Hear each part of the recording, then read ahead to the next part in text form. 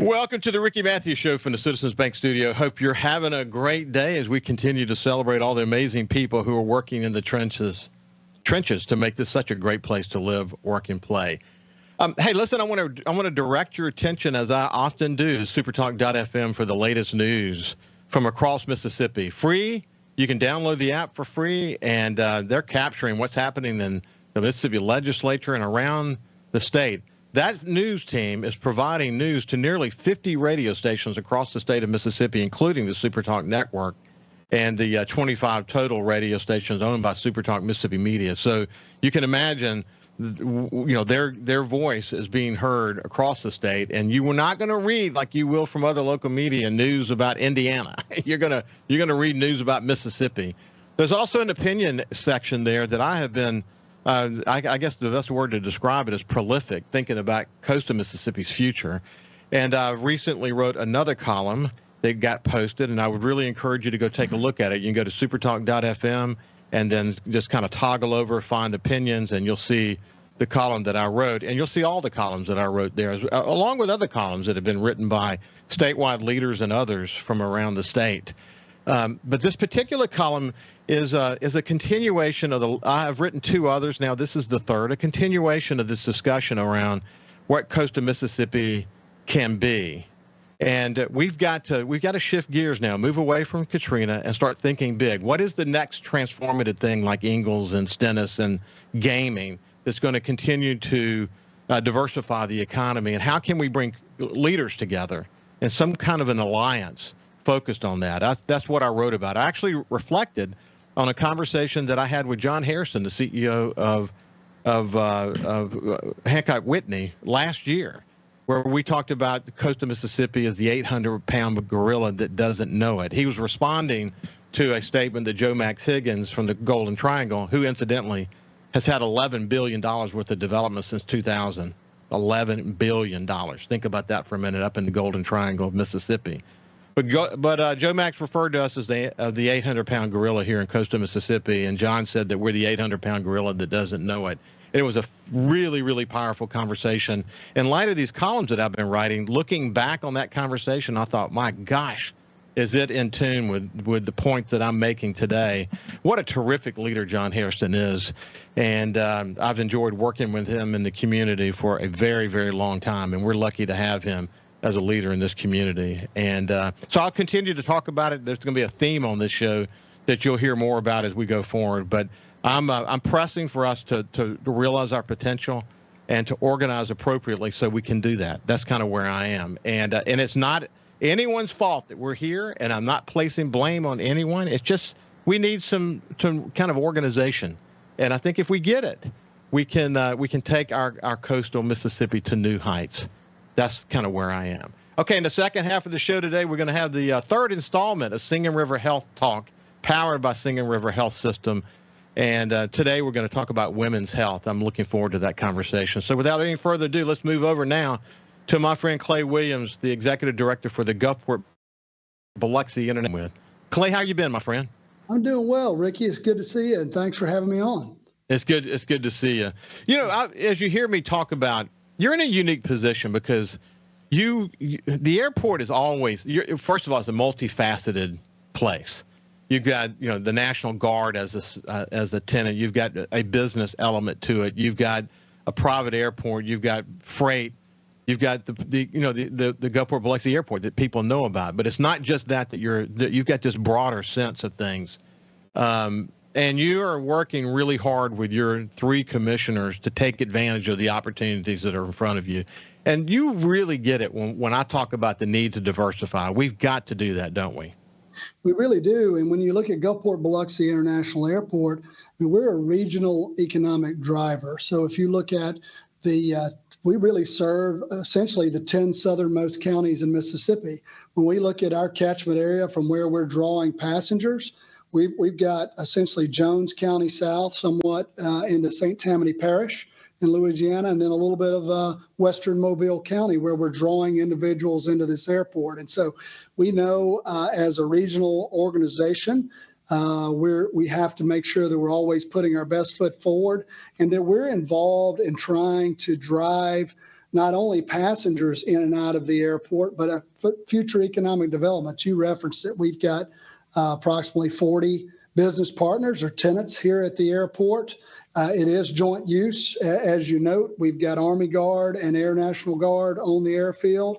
You've got federal agencies, and then you have the private sector. And so we really do add to the annual economic impact here. The most recent study that was conducted by the University of Southern Mississippi through their Trent Lott Economic Development Center has us at about approximately $460 million in annual economic impact and 1,300 direct jobs. The conversation that you're having with a lot of coastal leaders, and as we look at that, how does the airport play a part in it? Well, we do by being the transit point, bringing people in and out of the market, but also we're ideally located, we're 2.5 miles from Interstate 10, another 2.5 miles from the port of Gulfport. We've recently, the airport authority has prepared some land adjacent to the air traffic control tower, Millionaire, our FBO. It's the side of the airfield opposite the terminal building across from the terminal building, where we have 126 acres of available acreage that's just been prepared. We've done all the regulatory due diligence on that. And why did we do it? One, we feel like it's ideal for future growth for us, for aerospace, aviation related type industry. I mean, you've got a 9,002-foot runway available. You've got 4-lane access into the sites. You've got utilities. And so having that in the middle of Gulfport, second largest city in the state of Mississippi, we feel positions us for future opportunity. Well, listen, man, there's so many opportunities when you think about our assets. You mentioned it, the airport and future growth opportunities. Its proximity to the port. I mean, the state port of Gulfport is more than a diamond in the rough. The opportunities there. In fact, my conversations with Haley Barber, and you know this well, after Hurricane Katrina, he says, and he said it on this show, that one of his biggest disappointments is we couldn't get the deep dredging done there.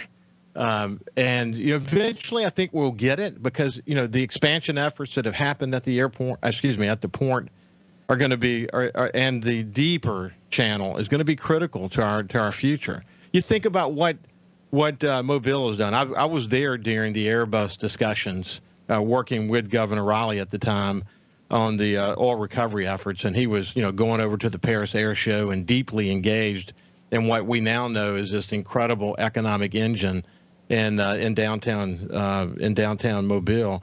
And then you look at places like Savannah that it continues to expand, and bringing in the Hyundai plant because it's close to the port. And by the way, the interesting thing about this, and I could mention the Florida Panhandle and break that down if you wanted to, but the interesting thing about this, that all these communities are subject to hurricanes.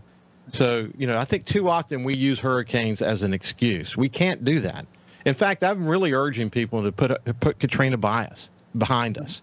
That, we're a survivor, but that shouldn't be our story. Our story should be, where we can go from here and the assets we put at the table. And the airport's part of that, isn't it?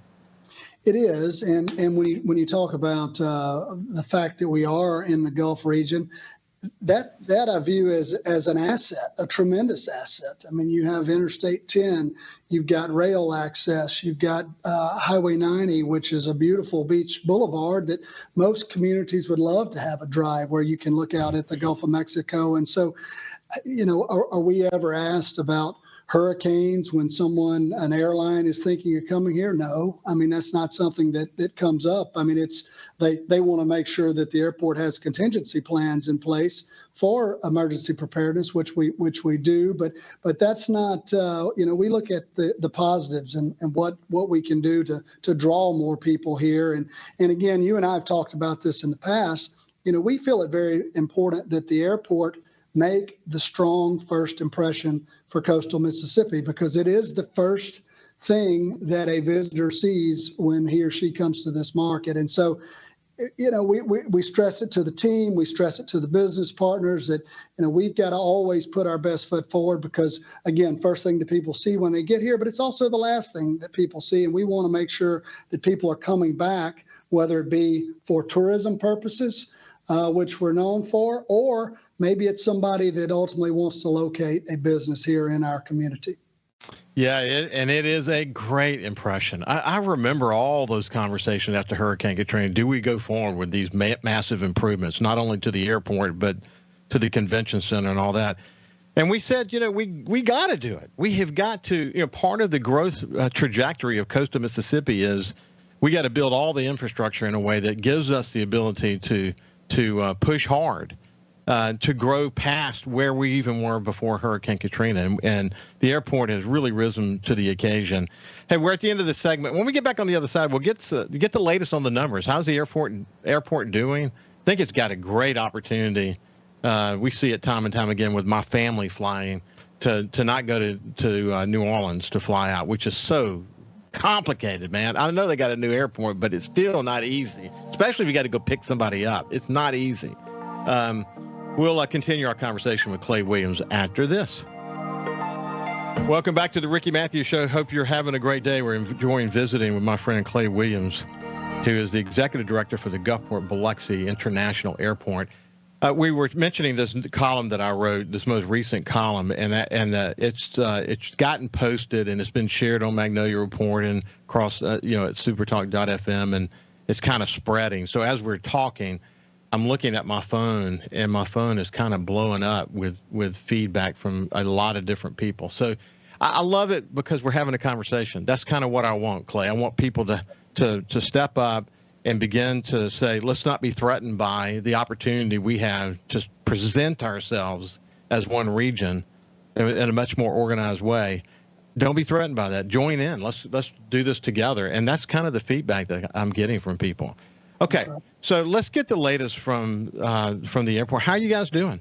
We're doing well, and again, we appreciate all the support that your listeners provide to us in South Mississippi and in the surrounding region. If you look at February of 24 versus February of 23, we're up 3% with our passenger traffic. Year to date through February, up 4%. And then if you compared us calendar year ending 2024 versus 2023, we saw a 12% increase. So really good growth at the airport in terms of passenger traffic. And I'll mention something that's really interesting too when you talk about being stronger as a region and having specialized events and attractions in the area. So February is typically a slower travel month. It's kind of dead of winter. Not as people have traveled over to the Christmas holidays and Thanksgiving, and January and February can tend to be a little bit slower. But we saw an uptick on the month-over-month comparison as well as our year-to-date number. Super Bowl was in New Orleans, and having an event of that magnitude, we saw MGM bring in charters from Kansas City, bringing in Chiefs fans into the market. We saw Avelo Airlines operating charters from Philadelphia. That was really kind of fun to see because, as you know, they won the Super Bowl, and many of the people that stayed in coastal Mississippi, they were bussed over and they went to the game. They came back. They spent money in our local economy. They flew back to Philadelphia. They flew back to Kansas City. We saw 102 corporate and private aircraft come into our FBO. This is spillover. This is folks that couldn't get in our neighboring state, or you know what? Even better, they came here, they extended their trip, and they stayed in coastal Mississippi at our gaming resorts and at our other hotel properties and Airbnbs. And so really, having something like that, we reaped the benefit from it, as did, I think, other hoteliers and others in this area. And so that was an exciting month for us. You've got spring break. Nationally, spring break is looked at as March 6th through March 24th. TSA expects for this time window that there'll be about a 5% increase. We're a little different in coastal Mississippi due to Mardi Gras. We see a bump during Mardi Gras, and then our schools, many of our schools here along the coast and in South Mississippi, they have an Easter timetable for their spring break. So we look forward, to that traffic as well, with people traveling for to visit friends and family and others. And so, those are good times of the year for us.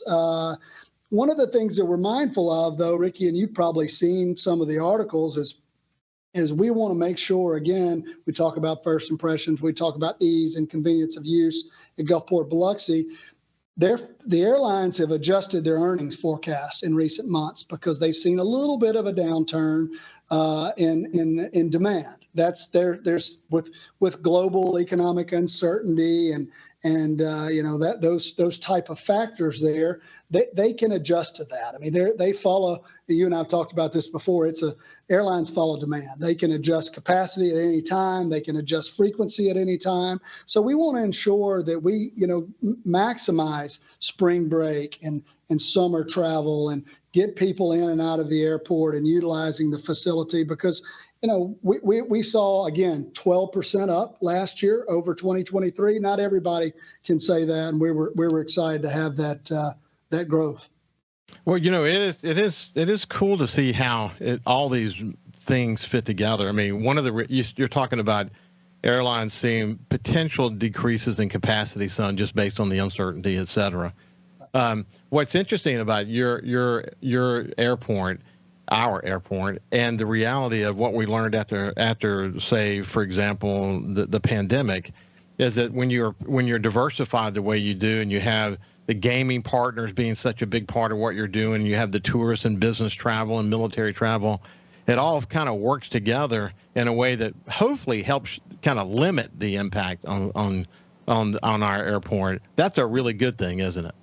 Yeah, it's tremendous. We saw that during the pandemic. While we were down, just like the rest of the airports around the country during COVID, we bounced back much faster and didn't fall as far as some because of the defense industry and because of gaming. The military never stopped traveling. They're a significant portion of the business here, as is the gaming industry. That gaming industry comprises, as you and I have talked before, two casinos, about 25% of the traffic.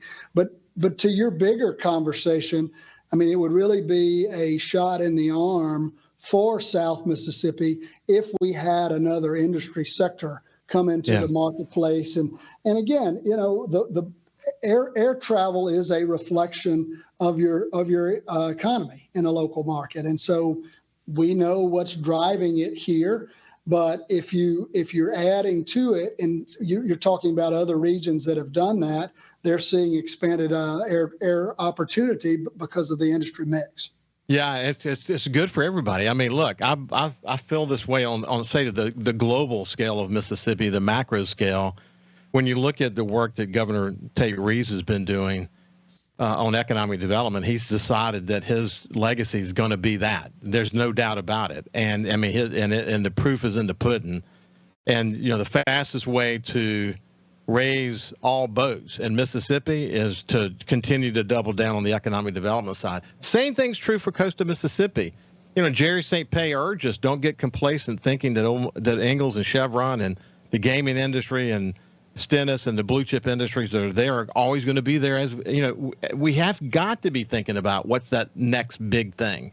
And I really believe there's some hay to make in these conversations. And while we've been recovering from Hurricane Katrina, the Savannahs, the Mobiles, the Florida Panhandle, the Golden Triangles, the Madisons have all been focused on billions of dollars worth of development that we're not getting. I'm just saying it straight up. I'm not saying we could have. I'm just saying that if we begin to really position ourselves, travel the world, and don't lose sleep. I actually said in one of my columns that our competitors plan to sleep when they're dead. We have to take the same approach. Well, and you mentioned Governor Reeves and the legislature. I mean, one of the things that they identified is we did not have enough available ready sites in Mississippi for companies to locate. And in doing so, they committed the necessary resources, whether it be Restore Act, whether it be other state funds, to getting sites prepared, ready. We'd like to say, great thank you to Governor Reeves for identifying the site at the airport. And we utilized some of the Restore monies to get that site ready We've just concluded those efforts for future development. But again, you've got to be able to play in the game and have a site. And if you don't, you're not really at the table. So that's one of the things that we've looked at. I definitely agree. The same thing will happen in coastal Mississippi that's happening in our state as we continue to diversify our economy and raise the bar. It's going to help everything. It's going to help the port. It's going to help the airports, the ports, plural. I mean, people tend to think of coastal Mississippi as being one airport, one port, but it's a diversified infrastructure, isn't it? It is. I mean, you've got the Stennis Airport in Hancock County, which is a strong general aviation airport. They actually, that's a unique facility in the fact that they are able to do night drops and a lot of military exercises that you can do because you're adjacent to a buffer zone. You've got the Trent Lott Airport here. That's another general aviation airport just to our east, and then Gulfport-Biloxi with commercial service. So yes, it's and then the same holds true with our ports at Port Bienville, Port of Pascagoula, and Port of Gulfport. Yeah, no, there's no doubt about it. Hey, as you we've got a short period of time left, but as you look forward, other than what you mentioned about potentially the airline seeing a little bit of softness going forward, you're looking forward to the future? We are. We actually, again, we try to carve out niche opportunities for our market. When we look at those, for instance, Breeze Airways, which was the newest carrier that was added last year, they just added Orlando International as a market. And so they started that route on February the 6th, flying on Thursdays and Sundays. That's a great opportunity for us. That adds to the Vegas and Tampa flying that they're already doing. And so, again, we're constantly looking for those opportunities and then want to make sure that our other airline partners, Delta, American, United, Sun Country, have enough capacity and frequency in this market to serve our flying travelers. Well, Clay Williams, Executive Director for the Gulfport-Biloxi International Airport, thank you for spending some time with me, my friend. Keep up the great work. Thanks for having me on, Ricky. You bet. Hey, when we come back, Singing River Health Talk. We'll see you after this.